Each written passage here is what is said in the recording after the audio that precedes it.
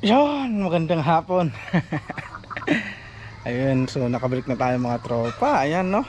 So pagkatapos ng halos sa isang linggo na ulan dito sa amin, ngayon lang gumanda yung panahon mga tropa. Ayan. At dahil umulan ng ilang araw, kaya mapapansin nyo sa likod ko, ayan. So katatapos lang natin na linis.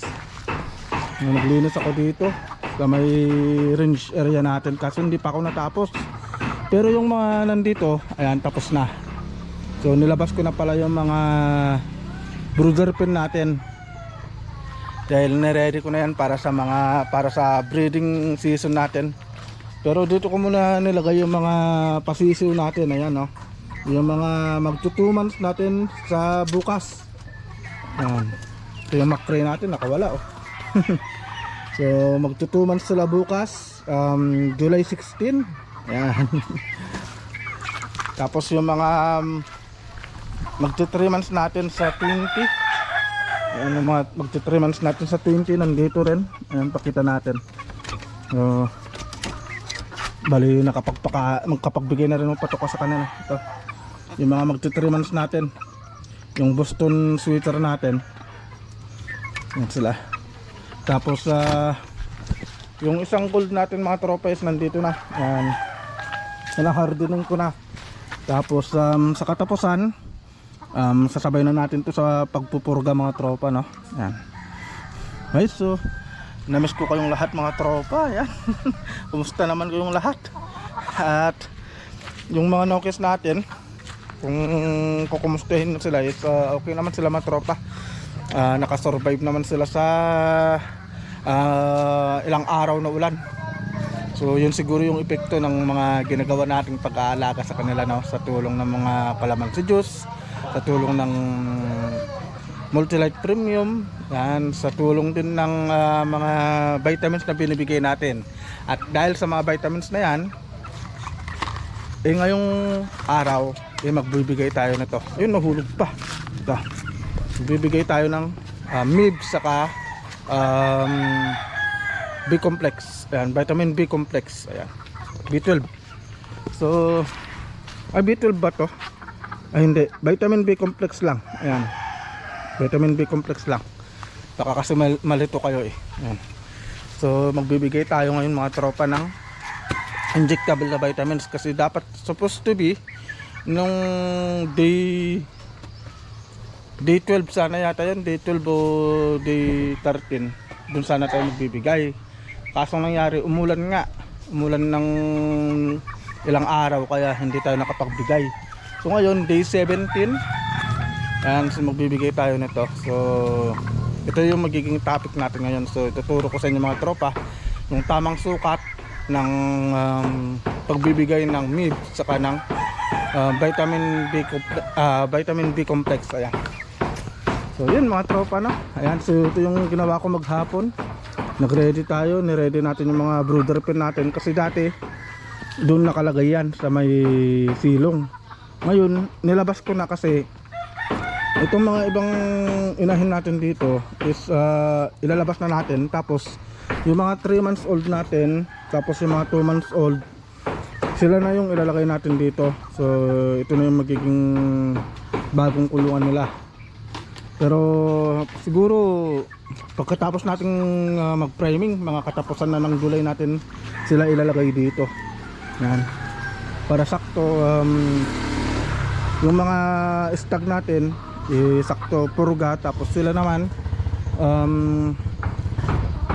tawag dito, ilalagay natin dito. Tapos gagamitin natin kasi itong mga brooder pin na yan, kasi dyan natin ilalagay yung mga inahin natin na papakastahan natin sa mga broodcock natin. So yun, ganun yung sistema ng aking pagbibreed mga tropa, no?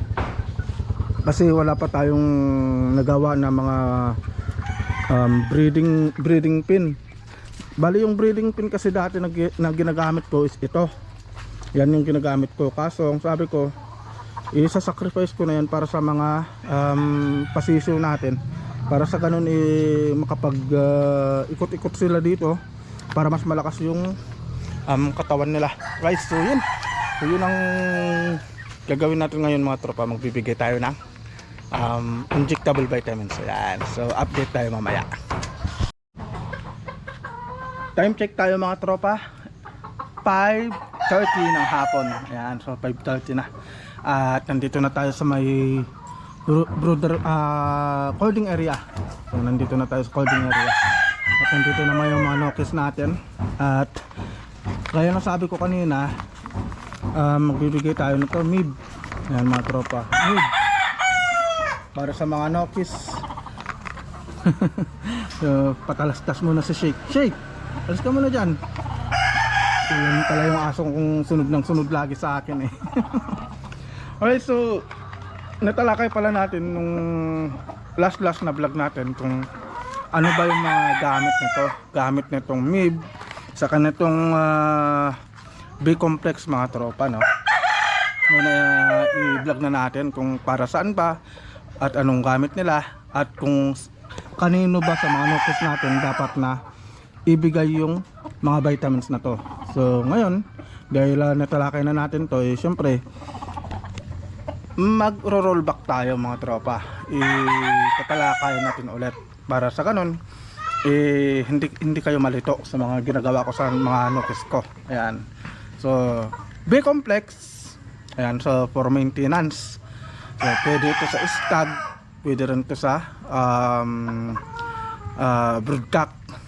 So ginagamit ko to pang maintenance mga tropa. So ang sukat pala ng B-complex para sa mga stag is 0.3, 0.25, 0.3. Ayan.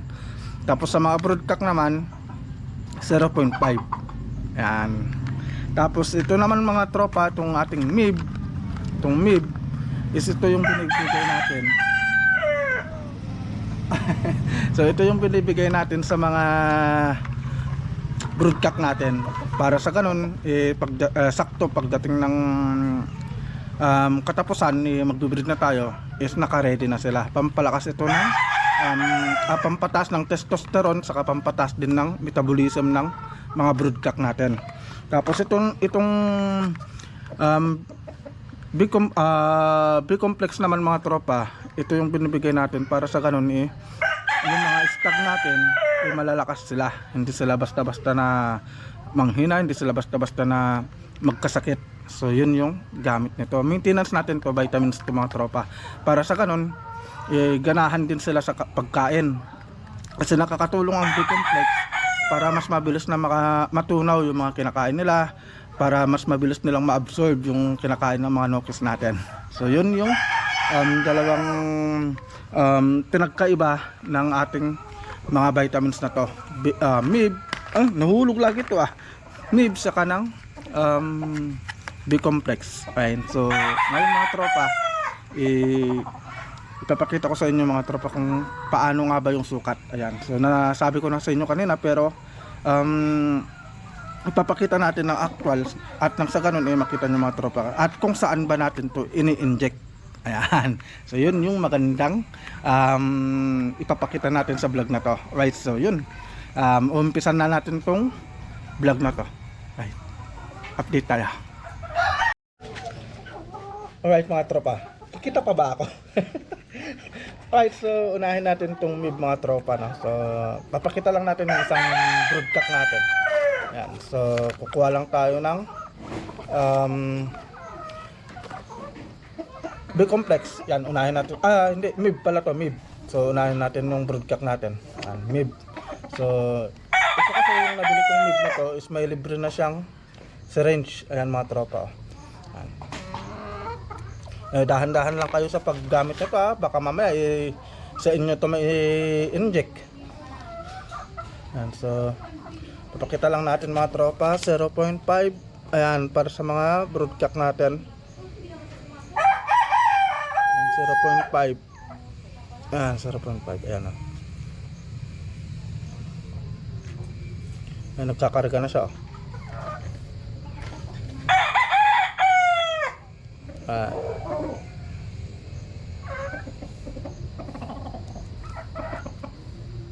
Mga tropa. Ang sarap.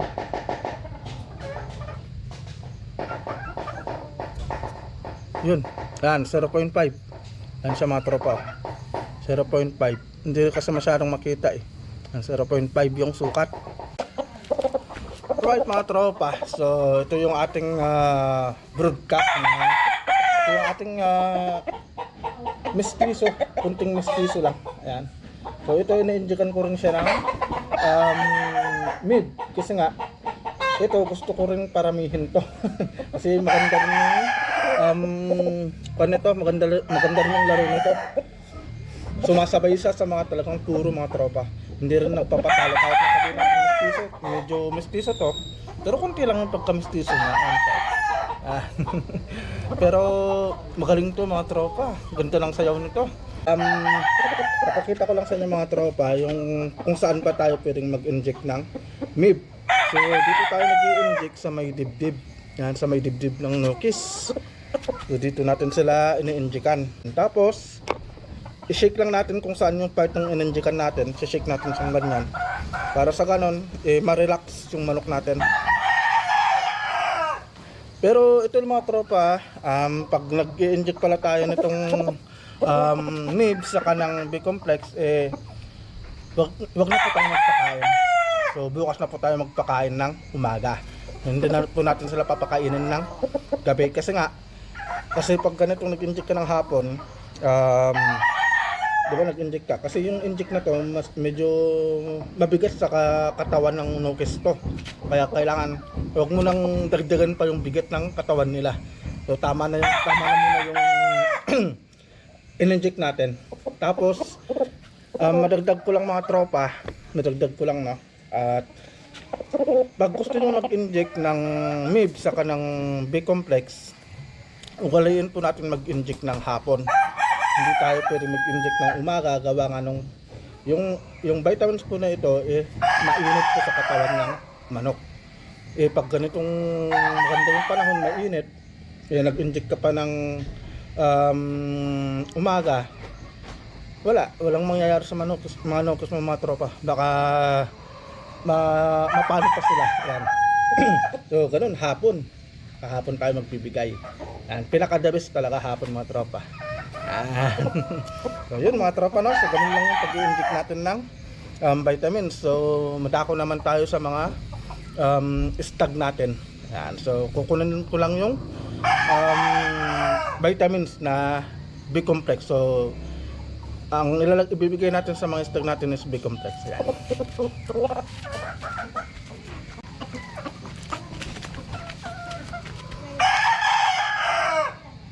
Yun mga tropa, no? Ito yung ating B-complex. Ang tatak nito is Bilamil. So ito yung ginagamit natin, Bilamil. Liver extract nito. So ito kasi yung mas mura ng konti. Pero okay naman yun kasi maintenance lang naman. Para sa maintenance lang ng mga Nokis natin. Ayan, hindi pa nabuksan, no? Supposed to be nung day 13 pa sana tayo magbibigay nito. Kaso ang nangyari, hindi nga natuloy mga tropa gawa ng ulan. Diba? Nakita nyo naman sa mga previous vlog natin. Grabe yung ulan, no? Ayun. Ayun mga tropa. Papakita ko lang sa inyo. 0.5, 0.25 o kaya 0.3. Pero ang binibigay ko 0.1 eh. Binibigay ko 0.3. 0.3. Ayan mga tropa. 0.3. Para sa mga stag natin. Right. Kukunin lang natin yung isang stag natin.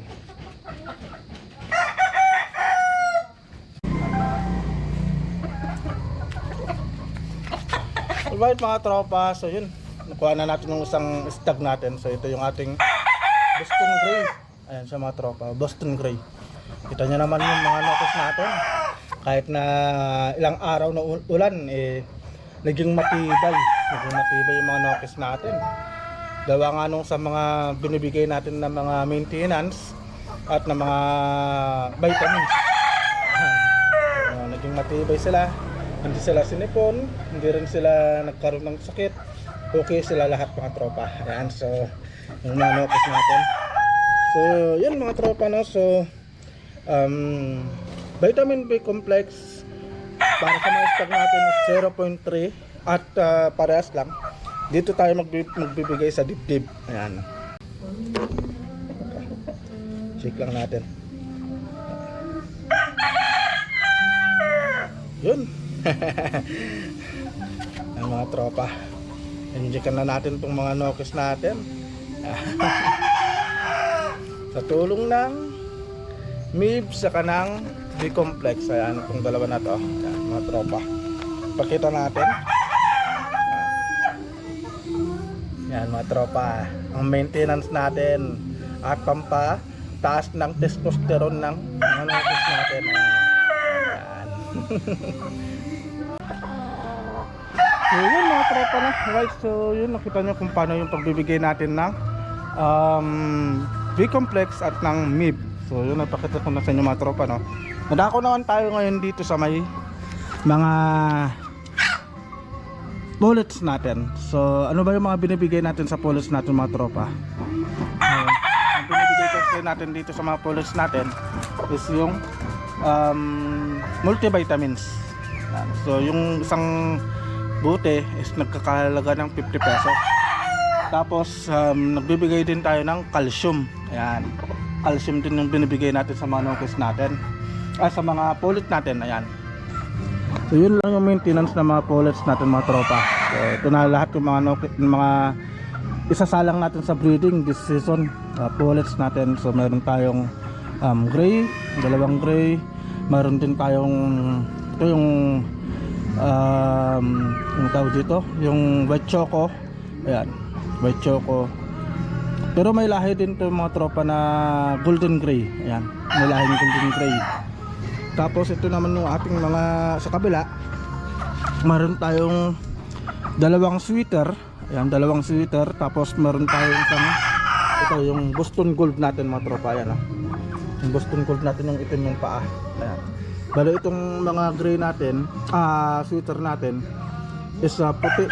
Puti yung mga paa ng mga to. So white legged sila mga tropa. So ipapares natin itong dalawa dito sa sweater natin na to. Yan, sa sweater na yan. Itong Boston Gold natin, syempre alam nyo na kung saan ipapares. Dun sa Boston Gold din natin na broodcock. Tapos itong mga gray natin dito, itong mga gray, ipapares din natin dito sa gray natin. Ayan. Tapos yung ito naman mga tropa, yung mestizo natin is may nakalaan dito. So nandun pa sa kabila, nasa range pa, hindi pa natin nakukuha. Tapos ito siguro kukuha tayo ng lahi nito, itong red gold natin, iba back to mother natin yan mga tropa. Back to mother din yan. Ganun yung gagawin natin. Pati yung mga makray natin mga tropa, yung mga makray natin, ayan na, andyan sila. The back to mother natin yan. So ito yung napili kong magiging broodcock natin. Ayan siya. Ayan. Ay, ayun no. Nakarating ka na. Namiss mo ba sila? Yeah, sobra. I-miss you guys. Kakarating ko lang po kasi nag-video pa kami. Kaya hindi ako naging camera girl ngayon. Hindi na kita naantay kasi paggabi na mag-i-inject kasi ako. Kaya nga daddy. Oo. May ginawa din kasi kami. Yan na si Jamela. Ang mga tropa, so kakarating na lang galing school. So hindi ko na inantay kasi sabi ko baka busy yung bata. Mas importante kasi yung pag-aaral kasi sa pagmamanok. So shoutout mo naman silang lahat, yung mga viewers Shoutout natin. po sa inyong lahat. Shoutout din sa manok na to. Ayan, magkakulay tayo! Right, so yun lang mga tropa, no? Yun lang yung vlog natin. At natapos na rin ako pero nakahabol si Jamela sa vlog natin. Ayan.